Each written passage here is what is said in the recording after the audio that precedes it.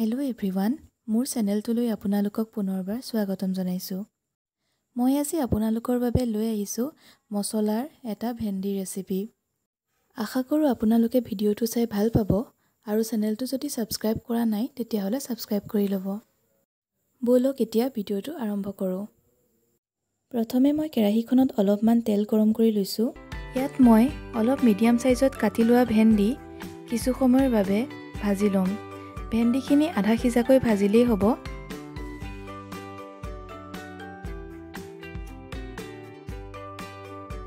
এতিয়া চাওক, আমাৰ ভেন্দিখিনি প্ৰায় হৈ গৈছে, গতিকে এইখিনি মই এখন প্লেটত বেলেগকৈ কাঢ়ি থ'ম।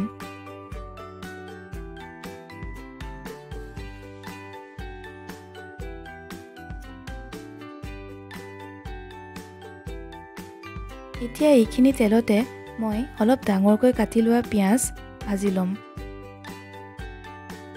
পিঁয়াজখিনি গলি যোৱাকৈ ভাজিব নালাগে, খালি অলপমান কেঁচা ভাৱটো যোৱাকৈ ভাজিলেই হ'ল।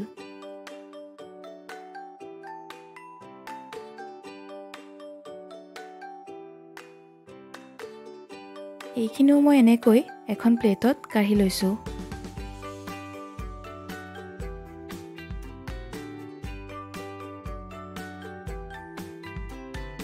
এতিয়া সেই একেখন কেৰাহীতে অলপ তেল লৈছোঁ আৰু ইয়াত 1 চামুচ গোটা জিৰা আৰু এটা শুকান জলকীয়া দি দিছোঁ। এতিয়া মই ইয়াত অলপ মিহিকৈ কাটি লোৱা এটা মিডিয়াম ছাইজৰ পিঁয়াজ যোগ কৰি দিম। পিঁয়াজখিনি অলপ মিছাবলীয়া হ'লে ইয়াত খুন্দি লোৱা 1 চামুচ আদা নহৰুৰ পেষ্ট যোগ কৰি দিম।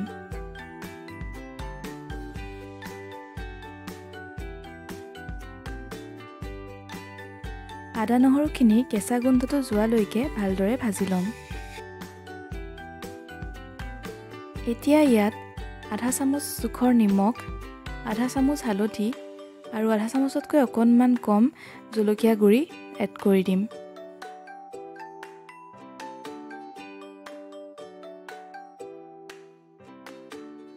এইখিনি ভালকৈ ভাজ খালে ইয়াত 2টা মিডিয়াম ছাইজৰ পেষ্ট কৰি লোৱা বিলাহী যোগ কৰি দিম। এইখিনি তেতিয়ালৈকে ভাজিম যেতিয়ালৈকে মছলাখিনিয়ে তেল এৰি নিদিয়ে।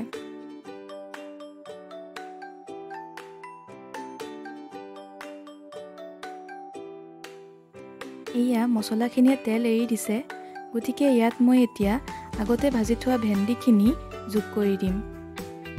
পিঁয়াজখিনি এতিয়াই এড নকৰিব, নহ'লে পিঁয়াজখিনি গলি যাব পাৰে। অলপমান ভাজ খোৱাৰ পিছতহে পিঁয়াজখিনি এড কৰিব।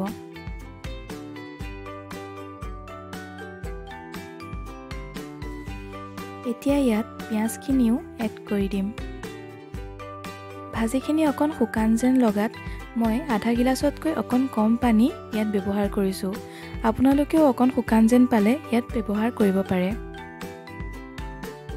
এয়া চাওক, আমাৰ ভাজিখন প্ৰায় হৈয়ে গৈছে। এতিয়া ইয়াত মই আধা চামুচ গৰম মছলা ব্যৱহাৰ কৰিছোঁ।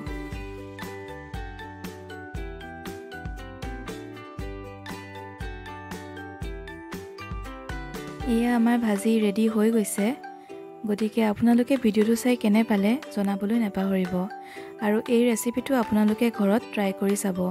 এনেকৈ খাবলৈ খুবেই ভাল লাগে আৰু ভিডিঅ'টো চাই কেনে পালে জনাবলৈ নাপাহৰিব। চেনেলটো যদি এতিয়ালৈকে ছাবস্ক্ৰাইব কৰা নাই তেতিয়াহ'লে ছাবস্ক্ৰাইব কৰি ল'ব।